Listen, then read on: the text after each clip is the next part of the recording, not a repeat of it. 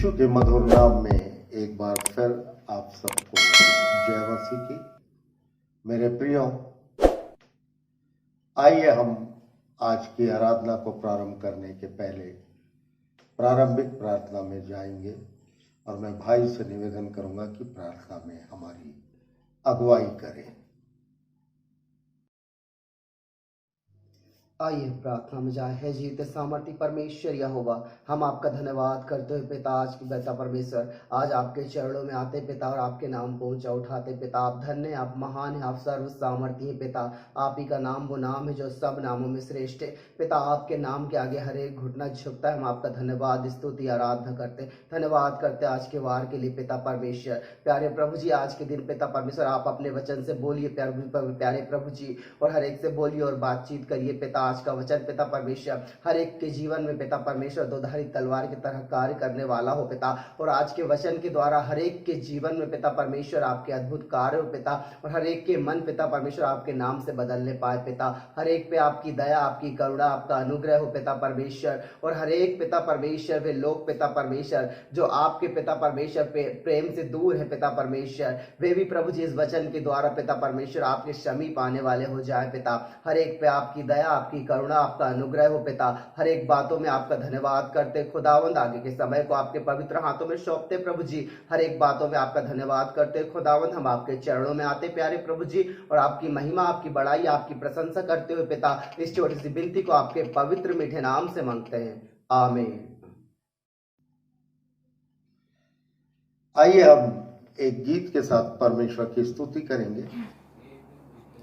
प्रभु का धन्यवाद करूंगा, उसकी संगति में सदा रहूंगा, साथ चलूंगा मैं जय जरूर पाऊंगा, साथ चलूंगा मैं जय जरूर पाऊंगा।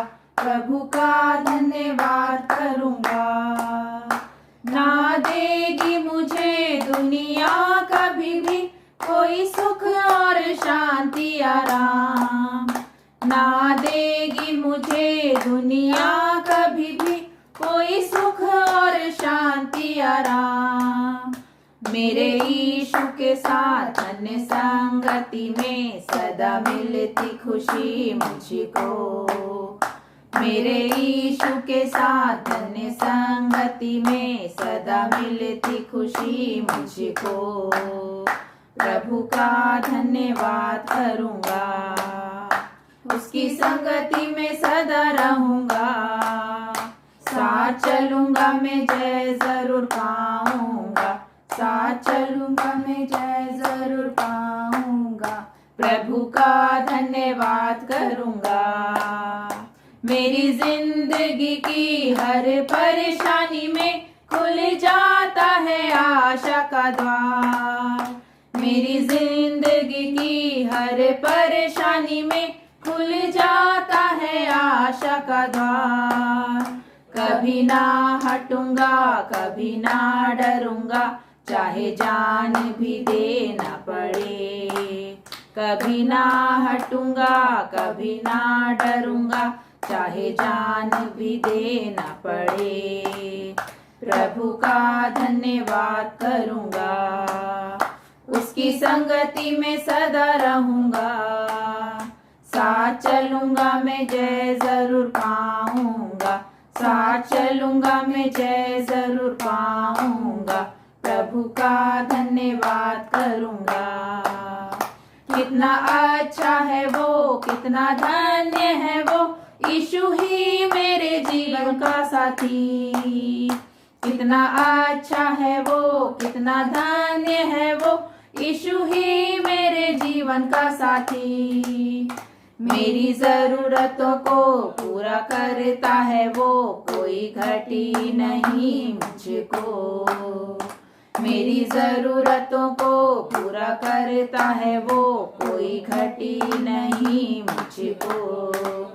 प्रभु का धन्यवाद करूंगा, उसकी संगति में सदा रहूंगा, साथ चलूंगा मैं जय जरूर पाऊंगा, साथ चलूंगा मैं जय जरूर पाऊंगा। प्रभु का धन्यवाद करूंगा। मेरी आयु के दिन पग पग में सदा तेरी सेवा को पूरी करूँगा। मेरी आयु के दिन पग पग में सदा तेरी सेवा को पूरी करूँगा। एक बत्ती समान जलता रहूँगा, तेरी महिमा मेरी कामना। एक बत्ती समान जलता रहूँगा, तेरी महिमा मेरी कामना। प्रभु का धन्यवाद करूँगा, उसकी संगति में सदा रहूँगा। साथ चलूँगा मैं जय जरूर पाऊँगा, साथ चलूँगा मैं जय जरूर पाऊँगा। प्रभु का धन्यवाद करूँगा। आइए अब हम परमेश्वर के वचन में जाएंगे और आज का विषय जो मैंने चुना है, एक प्रभु को कैसा जीवन भाता है, हमको कैसी चाल इस संसार में चलना है, हमको कैसा जीवन इस संसार में यापन करना है। इन दिनों में मैं इन सारी बातों पर आपसे बातचीत कर रहा हूं और आज की कड़ी में हम परमेश्वर के वचन में जाएंगे। प्रकाशित वाक्य उसका 3 अध्याय 14वीं आयत से 20वीं आयत तक हम कुछ बातों को देखेंगे। पढ़े। लौदीनिया की कलीसिया के दूत को यह लिख, हाँ, जो आमीन और विश्वास योग्य और सच्चा गवाह है, हाँ, और परमेश्वर की दृष्टि का मूल कारण है, हाँ, वह यह कहता है अर्थात प्रभु यीशु ये कहता है कि मैं तेरे कामों को जानता हूँ। अरे मैं तेरे कामों को जानता हूँ, तेरे कोई भी काम मुझसे छुपे नहीं रह सकते, तेरी कोई भी बात मुझसे छुपी नहीं रह सकती। मैं तेरी हर एक बात पर अपनी दृष्टि लगाए रहता हूँ और मैं ये जानता हूँ कि तू क्या कर रहा है इस संसार में। आगे कि तू ना तो ठंडा है, अरे तू ना तो ठंडा है और ना गर्म। भला होता कि तू ठंडा या गर्म होता। अरे भला होता कि तू ठंडा या गर्म होता, इसलिए कि तू गुनगुना है, इसलिए कि तू गुनगुना है, और ना ठंडा है और ना गर्म है, और ना ठंडा है ना गर्म है। मैं तुझे अपने मुंह में से उगलने पर हूँ। मैं तुझे अपने मुंह पे से उगलने पर हूँ। कहने का मतलब ये है कि हम कई बार ना तो इधर के ना उधर के, हम या तो पूर्ण रीति से ठंडे रहे तो कम से कम संसार का सुख भोग लेंगे, या पूर्ण रीति से गर्म रहे तो संसार की आशीषों को भी प्राप्त करेंगे और परमेश्वर की आशीषों को भी प्राप्त करेंगे। लेकिन हम कई बार थोड़े दिन तो संसार के हो जाते हैं, फिर थोड़े दिन जब कोई विपत्ति आती है, कोई मुश्किलातें आती हैं, तो हम प्रभु प्रभु प्रभु करने लगते हैं और ऐसा करने से हम प्रभु से निरंतर दूर होते जाते हैं। और परमेश्वर का वचन ये कह रहा है कि ना तो तू ठंडा है ना तो तू गर्म है, चूंकि तू गुनगुना है इसलिए मैं तुझे उगलने पर हूं। मेरे प्रियो, हमारी वास्तविक स्थिति क्या है ये आज हमको जानने की जरूरत है और इसलिए हमें सतर्क भी होना है। कई बार हम अपने कार्यों के कारण परमेश्वर की निगाह में गुनगुने बन जाते हैं। आगे पढ़े। तू कहता है हाँ कि मैं धनी हूँ, हाँ, और धनवान हो गया हूँ। अरे तू अपने आप में समझ रहा है कि मैं बहुत धनी हूँ, आत्मिक रूप से भी धनी हूँ, संसारिक रूप से भी धनी हूँ, पर वास्तव तो ये है, वास्तविकता तो ये है कि ना तो तू धनी है। आगे।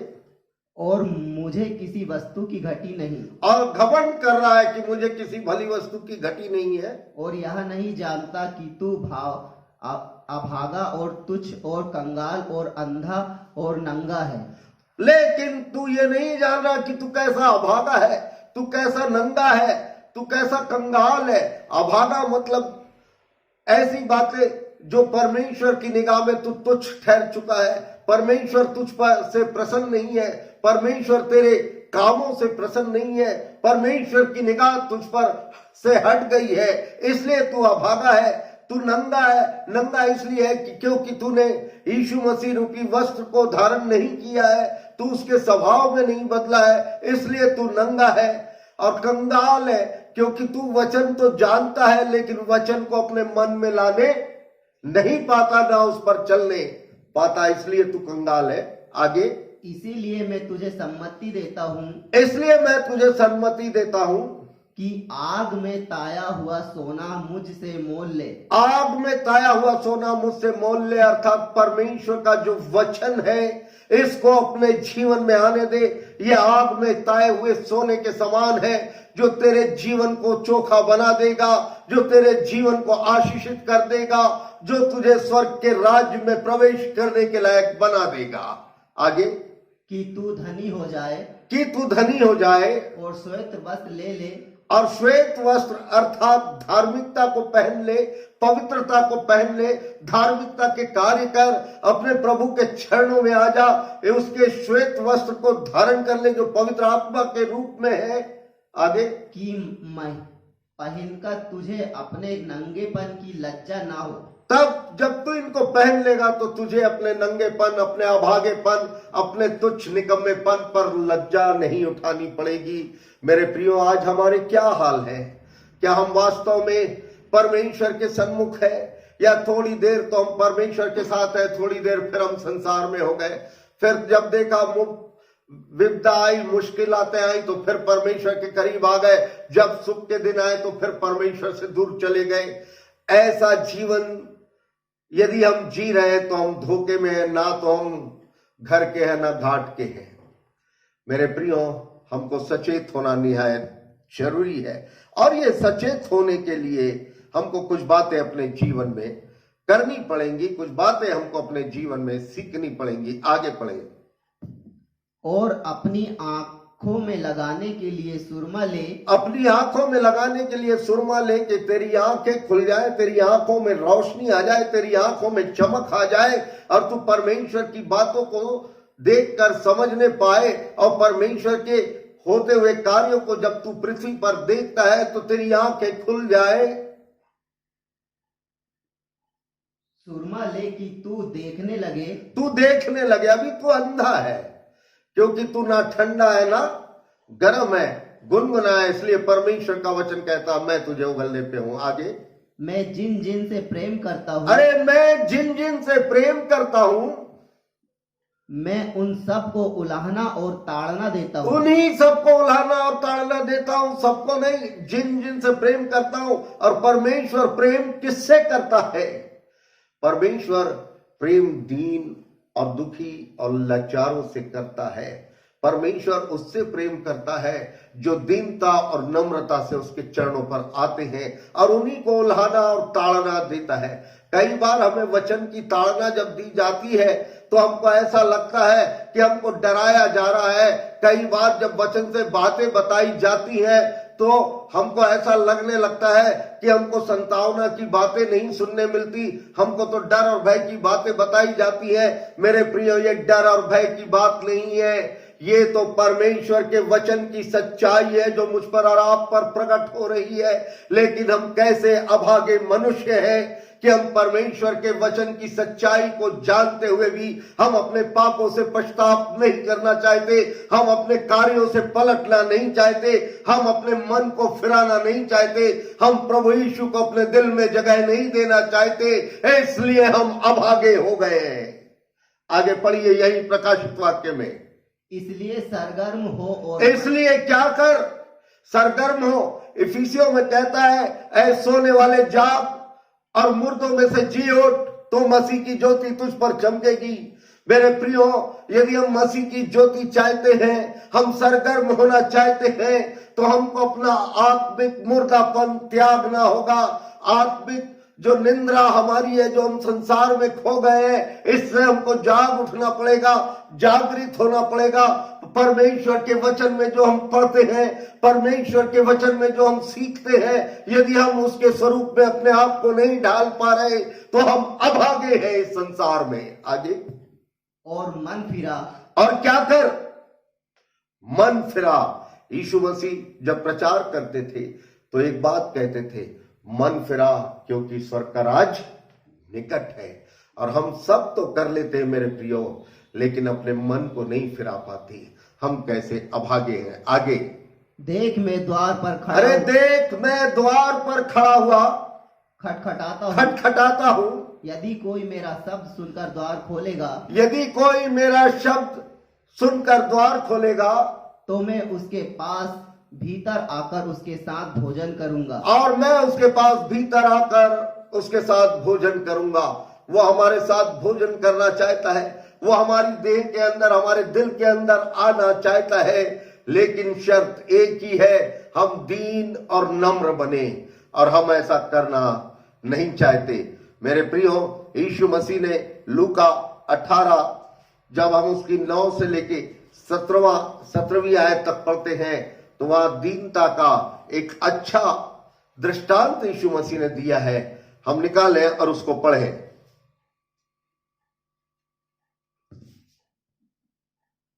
उसने उनसे जो अपने ऊपर भरोसा रखते कभी कभी हम दूसरों को बिल्कुल तुच्छ, निकम्मा, नालायक समझते हैं।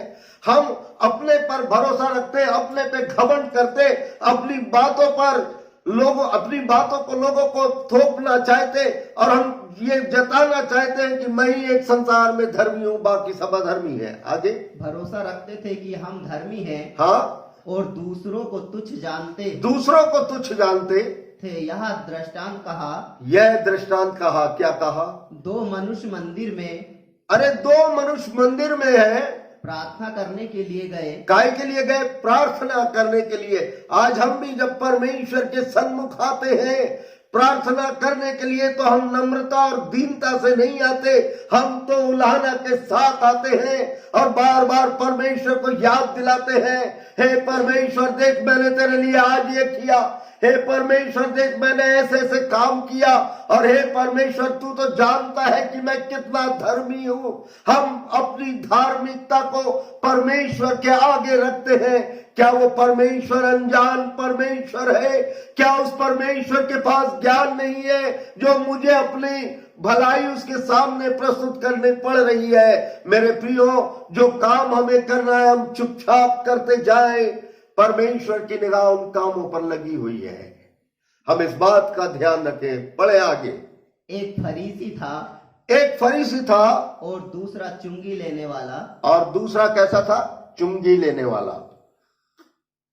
उन दिनों में जो लोग टैक्स कलेक्ट करते थे, चुंगी लेते थे, लोग उनको अधर्मी समझते थे और ये सोचते थे कि ये अधर्मी लोग हैं, ये पापी लोग हैं, ये भ्रष्टाचारी लोग हैं। ऐसा ही 2 लोग वहां पर एक प्रभु के मंदिर में उपस्थित है। एक तो अपने आप को धर्मी समझ रहा है और दूसरा व्यक्ति जो चुंगी लेने वाला, जो पापी व्यक्ति था। आगे, फरीसी खड़ा होकर अपने मन में ये प्रार्थना करने लगा। और फरीसी खड़ा होकर अपने मन में ये प्रार्थना करने लगा, हे परमेश्वर मैं तेरा धन्यवाद करता हूँ कि मैं दूसरे मनुष्य के समान अंधेर करने वाला अन्यायी और व्यभिचारी नहीं। अरे वो सीधा कह रहा है, लांछन लगा रहा, मैं दूसरे मनुष्यों के समान नहीं हूँ, मैं तो बहुत धर्मी हूँ, अन्यायी नहीं हूँ, लोभी नहीं हूँ, पाखंडी नहीं हूँ। मैं तेरा दान नियमित देता हूँ, मैं तेरे भवन में नियमित आता हूँ, मैं भले भले कामों को करता हूँ। आज हमारी भी यही दशा है, हम अपनी भलाई पर, अपने कार्यों पर घमंड करने लगते हैं। आगे, और ना इस चुंगी लेने वाले के और इतना ही नहीं करते, साथ में एक उदाहरण भी देते परमेश्वर को। शायद परमेश्वर के पास बुद्धि नहीं है, हम समझते हैं, इसलिए उससे तुलना करके उसके सामने हम अपनी बातों को रखते हैं कि मैं इस अधर्मी के समान नहीं हूं। मैं सप्ताह में 2 बार उपवास रखता हूं। अपनी बात है भलाई, मैं सप्ताह में 2 बार उपवास रखता हूं। मैं अपनी सब कमाई का 10वां अंश भी देता हूँ। अपनी कमाई का 10वां अंश देता हूँ, सारे भले काम करता हूँ। परंतु चुंगी लेने वाले ने दूर खड़े होकर, परंतु इस चुंगी लेने वाले ने एक बहुत अच्छा काम किया। इसने अपने आप को परमेश्वर के भवन के अंदर जाने के योग्य भी नहीं समझा। ये दूर खड़ा हो गया और क्या कहने लगा? स्वर्ग की ओर आंखें उठाना भी ना चाहा, और स्वर्ग की ओर आंखें भी नहीं उठाना चाहा। हम तो आंखें उठाकर स्वर्ग की ओर देखकर बड़ी बड़ी बातें बोलते हैं, इसने स्वर्ग की ओर आंखें उठाना भी नहीं चाहा। वरन अपनी छाती पीट पीट कर कहा, वरन अपनी छाती पीट पीट कर अपने दुखों को प्रकट करते करते उसने कहा, हे परमेश्वर, हे परमेश्वर, मुझ पापी पर दया कर। क्या कर? मुझ पापी पर दया कर। आज मेरे प्रियो, हमको अपने बारे में बहुत बखान करने की जरूरत नहीं है, क्योंकि हमारा परमेश्वर हमारे बारे में सब कुछ जानता है। आज हमको अपना मन फिराने की जरूरत है। हमको ये कहने की जरूरत है, हे प्रभु, मुझ पापी पर दया कर, मुझ अभागे पर दया कर प्रभु, मुझ लाचार पर दया कर प्रभु। मैं तो इस योग्य भी नहीं हूं कि मैं तेरे भवन में आ सकूं, लेकिन ये तेरी दया है। और इसने कहा, हे प्रभु, मुझ पापी पर दया कर। आगे, मैं तुमसे सच कहता हूं मैं तुमसे सच कहता हूं कि वह दूसरा नहीं, वह दूसरा नहीं जो बड़ी बड़ी बातें कर रहा था, परंतु यही मनुष्य धर्मी ठहराया, परंतु यही मनुष्य धर्मी ठहराया गया जिसने अपने मन को फिरा लिया, जिसने अपने पापों से पछताव किया। आज हमको भी जरूरत है मेरे प्रियो, अपने पापों से पछताव करने की, अपने घमंड को त्यागने की, अपने अभिमान को त्यागने की जरूरत है। हमको परमेश्वर के सामने नम्र और दीन बन के आना है। और कैसे दीन बन के आना है? मेरे ख्याल से 16वीं 17वीं आयत पढ़े इसी की। यीशु ने बच्चों के पास बुलाकर कहा, यीशु ने बच्चों को अपने पास बुलाकर कहा, बालकों को मेरे पास आने दो। किसको आने दो? बालकों को मेरे पास आने दो, और उन्हें मना ना करो, और उन्हें मना मत करो, क्योंकि परमेश्वर का राज ऐसो ही का है। क्योंकि परमेश्वर का राज्य ऐसो ही का है। यदि हम अपने आप को बालक बनाएंगे, अब हम अपने आप को निर्बुद्ध समझेंगे, हम अपने आप को मूर्ख बनाएंगे, तो हम परमेश्वर के निकट जाएंगे। क्योंकि यदि हम निकाले 1 कुरिन्थियों उसका 3रा अध्याय, जहां पर परमेश्वर के करीब आने की सबसे उत्तम योग्यता दर्शाई गई है, और ये योग्यता को हमको अपने अंदर लाना जरूरी है। 18वीं आयत, कोई अपने आप को धोखा ना दे, कोई अपने आप को धोखा ना दे।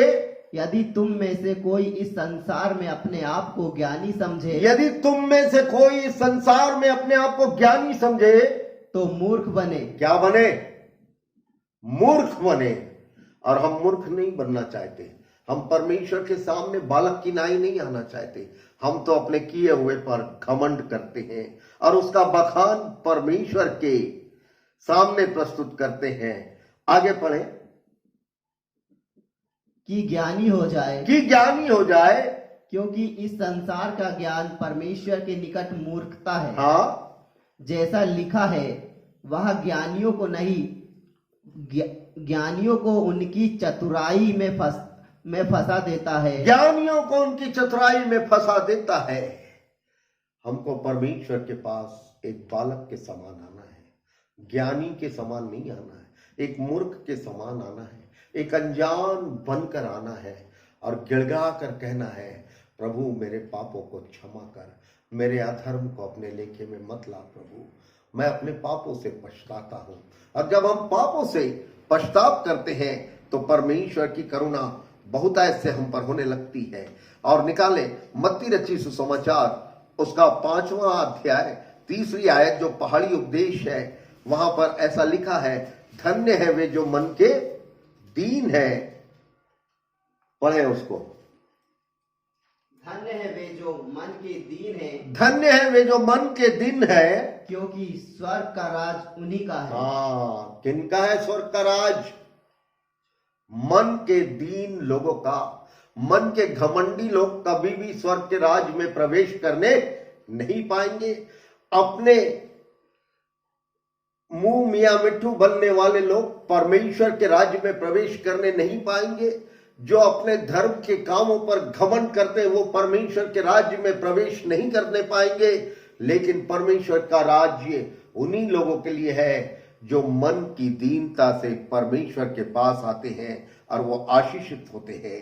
इसलिए जल्दी से हम निकाले भजन संहिता 40वां अध्याय उसकी 17वीं आयत और उसके बाद 51वां अध्याय और 17वीं आयत को पढ़ेंगे।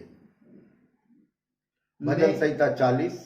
हाँ, मैं तो दीन और दरिद्र हूँ, मैं तो दीन और दरिद्र हूं, तो भी प्रभु प्रभु मेरी चिंता करता है। तो भी प्रभु मेरी चिंता करता है। अर्थात प्रभु कब चिंता करेगा? जब आप दीनता और दरिद्रता के साथ परमेश्वर के सन्मुख आएंगे, जब आप नम्रता के साथ परमेश्वर के सन्मुख आएंगे, जब आप परमेश्वर के चरणों के सन्मुख अपने शीश को नवाएंगे, जब आप परमेश्वर के सामने घुटनों पे आ जाएंगे, जब दीन और दरिद्र होकर आएंगे तो परमेश्वर को स्वीकार्य होंगे, अन्यथा नहीं। आगे, तू मेरा सहायक और छुड़ाने वाला है, क्योंकि तू मेरा सहायक और छुड़ाने वाला है। हे मेरे परमेश्वर विलंब ना कर, हे मेरे परमेश्वर विलंब ना कर। मेरे धर्म के काम मुझे नहीं छुड़ा सकते, मेरी और बातें मुझे नहीं छुड़ा सकती। यदि छुड़ाने की क्षमता है तो वो परमेश्वर केवल तेरे पास है। मैं अपने आप को बड़ी नम्रता और दीनता से तेरे चरणों पर लाता हूं प्रभु। मुझ पर तू दया कर प्रभु, मुझ पर अनुग्रह कर प्रभु। हम जल्दी से निकाले भजन संहिता 51 और उसकी 17वीं आयत। टूटा मन परमेश्वर के योग्य बलिदान है, टूटा हुआ मन परमेश्वर के योग्य बलिदान है। हे परमेश्वर तू टूटे और पिसे हुए मन को तुच्छ नहीं हे जानता। परमेश्वर तू टूटे और पिसे हुए मन को, पश्चातापी मन को तुच्छ नहीं जानता। और हमारे जीवन में सबसे बड़ी कमी यही है कि हम परमेश्वर के सामने टूटना नहीं चाहते, हम परमेश्वर के सामने नम्र नहीं होना चाहते, हम परमेश्वर के सामने दीन नहीं बनना चाहते। ओ मेरे प्रियो, हमारी यही बातें हमारे जीवन में गुनगुनापन ले आई है। और इसलिए परमेश्वर का वचन कहता है, ना तू ठंडा है ना गर्म है, वरन तू गुनगुना है, इसलिए मैं तुझे उगलने पर हूं। हम अपनी स्थिति को जांचे, अपने आप को परखे, हम कैसे हैं।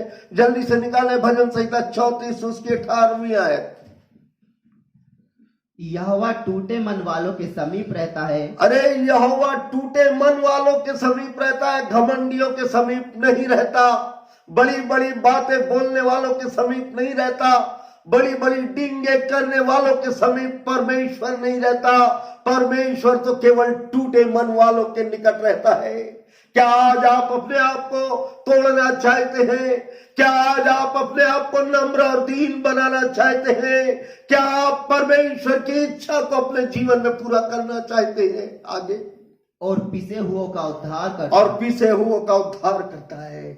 ऐसे काम आप अपने जीवन में करेंगे तो आप परमेश्वर के योग्य बलिदान ठहर जाएंगे। इसलिए हम देखते हैं, जल्दी से निकाले नीति वचन 16वां अध्याय और 19वीं आयत। घमंडियों के संग लूट बांट लेने से, अरे घमंडियों के साथ बैठकर बड़ा आनंद भोग लेने से, खुशी मना लेने से, दीन लोग के संग नम्र भाव से रहना उत्तम है। दीन लोगों के संग नम्र भाव से रहना उत्तम है। लेकिन हम ये नहीं चाहते। हम तो चाहते हैं अच्छे ऊंचे पद वालों की संगति करना, बड़े लोगों के साथ बैठना, बड़े लोगों के साथ पार्टियां करना। दीन और नम्र लोगों के साथ हम बैठना भी नहीं चाहते। ऐसा हमारा जीवन हो गया है मेरे प्रियो। इसलिए हम ना तो ठंडे हैं ना गर्म हैं, वरन गुनगुने हैं। इसलिए परमेश्वर का वचन, इसी में नीति वचन 29-23 को पढ़े। मनुष्य को गर्व के कारण नीचा देखना पड़ता है। अरे मनुष्य को गर्व के कारण नीचा देखना पड़ता है मेरे प्रियो। कभी भी अपने जीवन में घमंड मत करिए, कभी भी अपने आप को बहुत ऊंचा मत बताइए, कभी भी आप अपने आप को सबसे आगे मत बताइए, क्योंकि परमेश्वर का वचन इन सब बातों से, और परमेश्वर स्वयं इन सब बातों से घृणा करता है। वो तो दीन और नम्र लोगों के पास होता है और उनकी दीनता का वो कायल होता है परमेश्वर। इसलिए जल्दी से निकालें हम यशायाह नबी की पुस्तक, उसका 66वां अध्याय और दूसरी आयत।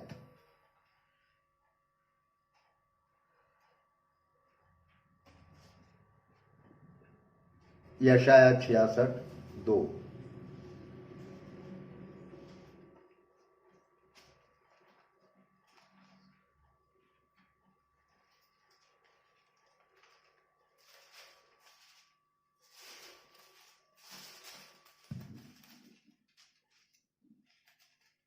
पढ़े। यहोवा की यह वाणी है, यहोवा की यह वाणी है, ये सब वस्तुएं मेरे ही हाथ की बनाई हुई है, अरे ये सब वस्तुएं मेरे ही हाथ की बनाई हुई है, इसलिए ये सब मेरी ही हैं। अरे ये सब वस्तुएं मेरे हाथ की बनाई हुई हैं और सब वस्तु मेरी है, इनको कोई मुझसे अलग नहीं कर सकता। आगे, परंतु मैं उसी की ओर दृष्टि करूंगा परंतु मैं उसी की ओर दृष्टि करूंगा जो दीन और खेदित मन का हो। जो दीन और खेदित मन का हो। मैं घमंडियों की ओर कभी दृष्टि नहीं करूंगा, मैं बड़ी बड़ी डींग मारने वालों की ओर कभी दृष्टि नहीं करूंगा, अपने आप को धर्मी बताने वालों की ओर मैं कभी दृष्टि नहीं करूंगा। मैं यदि दृष्टि करूंगा तो केवल उसकी ओर जो दीन और खेदित हो, खेदित मन का हो।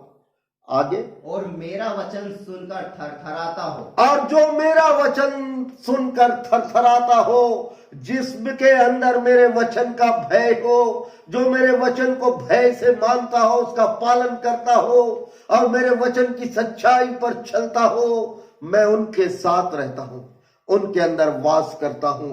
मेरे प्रियो, इसलिए तो परमेश्वर के वचन में लिखा है, याकूब की पत्री 4 अध्याय 10वीं आयत में,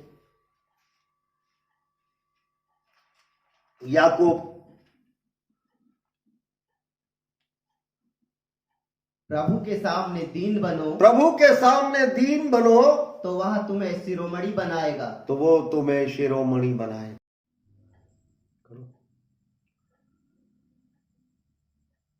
इसलिए हे मेरे प्रियो, आइए हम अपने आप को दीन और नम्र बनाएं और एक दीन व्यक्ति होते हुए अपने आप का समर्पण प्रभु के चरणों पर करें। आइए इस वक्त हम छोटी सी प्रार्थना करेंगे। प्रभु जी, मुझ में कोई खूबी नहीं है, कोई लियाकत नहीं है, मैं जैसा भी हूं तेरा हूं, तेरे पास आता हूं। प्रभु जी, मुझ पर दया कर, अपने अनुग्रह को प्रकट कर। प्यारे प्रभु जी, जो लोग इस वचन को सुन रहे हैं और इसको देख रहे हैं, मैं चाहता हूं तो उनके जीवन में अपने अद्भुत काम कर।